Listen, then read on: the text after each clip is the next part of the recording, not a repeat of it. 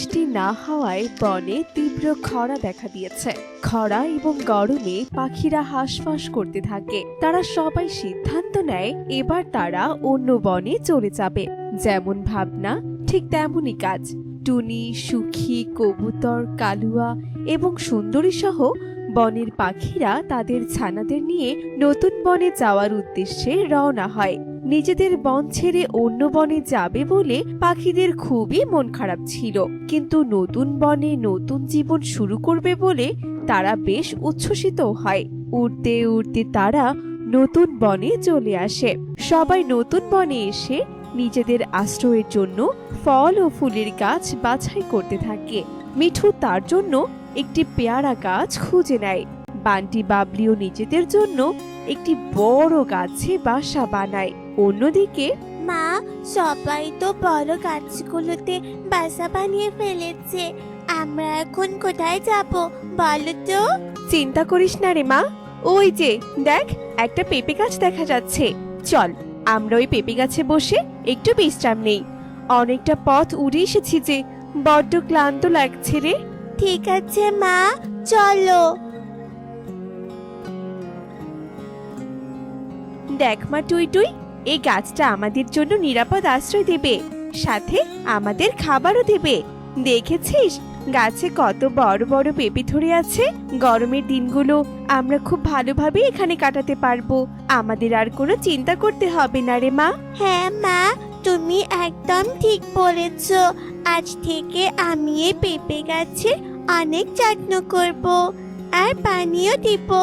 টুনি আর টুই টুই যখন এসব কথা বলছিল, তখন কালুয়া এবং সুন্দরী কাক টুনিদের পেঁপে গাছে বসে থাকতে দেখে সেখানে চলে আসে। আর সুন্দরী বলতে থাকে, শোনো কালুয়া, আমার তো এই পেঁপে গাছটা বেশ পছন্দ হয়েছে। চলো না আমরা এই পেঁপে গাছে আমাদের জন্য ঘর বানাই। না না সুন্দরী দিদি, এসব তুমি কি বলছো? দেখছো না এখানে আমি আমার মেয়েকে নিয়ে বসে আছি, তাই এখানে আমি ঘর বানাবো।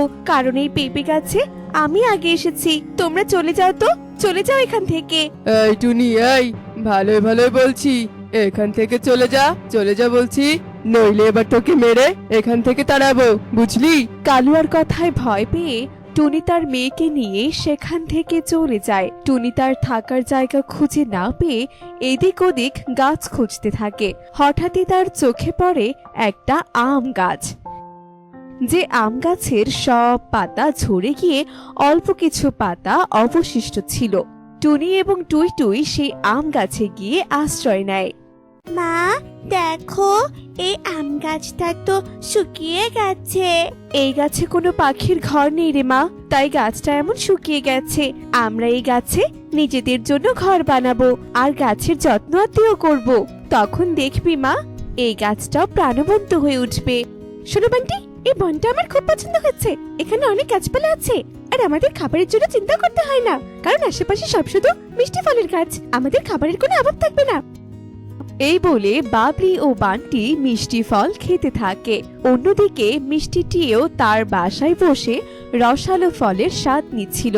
এদিকে রাত হওয়ার আগেই টুনি ও টুই টুই মিলে সেই আম গাছে একটা ঘর তৈরি করে। আজ অনেক কাজ করেছি মা, আমার খুব তেষ্টা পেয়েছে। চলো নদী থেকে পানি খেয়ে আসি। এরপর টুনি ও টুই টুই নদী থেকে পানি পান করে আম গাছের জন্য পানি নিয়ে আসে। আর যেই না টুনি আম গাছে পানি দেয়, অমনি আম গাছে চোখ মুখ প্রকট হয় এবং গাছটি ভীষণ খুশি হয়। ধন্যবাদ টুনি, তুমি এভাবে আমার যত্ন নিও, তাহলে আমি আবার আগের মতো প্রাণবন্ত হয়ে উঠব আর তোমাকে আমার গাছের মিষ্টি ফল খেতে দেব। আম গাছের কথায় খুশি হয়ে টুনি গাছের যত্ন আত্তি করতে থাকে। এভাবেই বেশ কিছুদিন কেটে যায় আর টুনির আম গাছটা প্রাণবন্ত হয়ে ওঠে আর তাতে অনেক অনেক আম ধরে। এই দেখে তো টুই টুই খুশিতে লাফাতে থাকে। অন্যদিকে কালুয়া আর সুন্দরী কাক তাদের গাছের সব পাকা পেঁপে পেড়ে খেয়ে নেয়। এখন তারা কোনো উপায় না পেয়ে টুনির আম গাছের দিকে নজর দেয়। দেখো সুন্দরী, টুনির আম গাছটা কত সুন্দর সজীব হয়ে উঠেছে আর গাছে কত বড় বড় আম ধরেছে। এখন ওই টুনি খাবে মিষ্টি মিষ্টি আম আর আমরা হা করে তাকিয়ে দেখবো। না না, এ কিছুতেই হতে পারে না। ওই গাছের মিষ্টি আম তো শুধু আমি খাবো। যে করেই হোক ওই টুনিকে আমি আম গাছ থেকে তাড়িয়ে ছাড়বো। চলো কালুয়া, চলো। একি, তোমরা আবার এখানে এসেছো? আবার কি চাই তোমাদের? হ্যাঁ, তুই কি ভেবেছিস টুনি এই গাছ কিনা তোর? একদম না।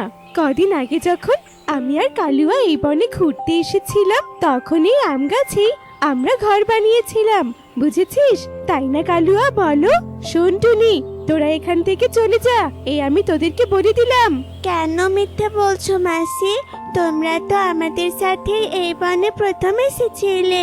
এখন যেই না দেখলে আমাদের কাছে আম ধরেছে অমনি তোমরা গাছটা দখল করতে চাইছো।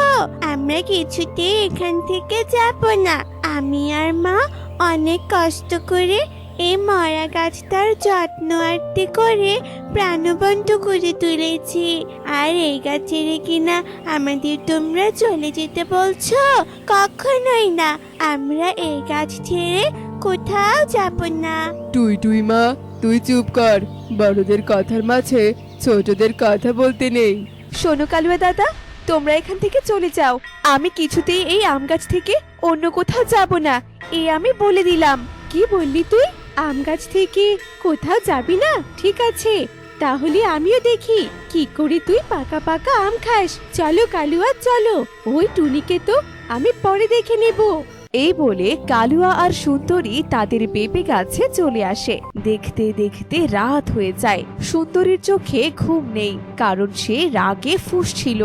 শোনো কালুয়া, ওই আম যদি আমি না খেতে পারি তাহলে আমি টুনিকেও খেতে দেব না।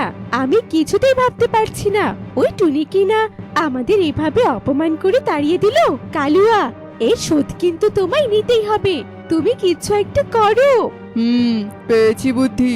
চলো এক্ষুনি টুনির গাছের কাঁচা আমগুলো পেড়ে ফেলে দেই, তাহলে টুনি আর পাকা আম খেতে পারবে না। আরে বাহ, আমার হ্যান্ডসাম স্বামী কালুয়া, তোমার মাথায় তো দেখছি অনেক বুদ্ধি। তাহলে আর দেরি কেন, চলো যাওয়া যাক। যেমন ভাবনা ঠিক তেমনই কাজ। রাতের অন্ধকারে কালুয়া আর সুন্দরী টুনির আম গাছের কাছে চলে আসে আর সব কাঁচা আম পেড়ে নিচে ফেলতে থাকে।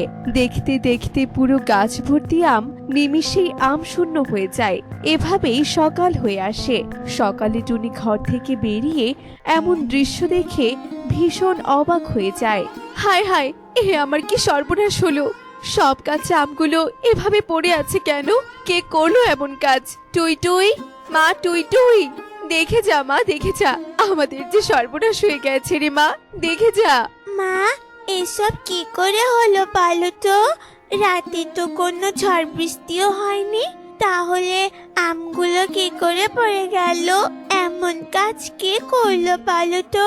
টুনি আর টুই টুই কাঁদতে থাকে। ঠিক তখনই সেখানে কালুয়া আর সুন্দরী এসে হাসতে থাকে। একই রে টুনি, কাঁচা আম পাকার আগে কিনা পড়ে গেছে। থাক রে টুনি, থাক, আর মন খারাপ করিস না। কাঁচা আমকে পাকা মনে করে খেয়ে নে। আরে আরে, এ আমি কি দেখছি?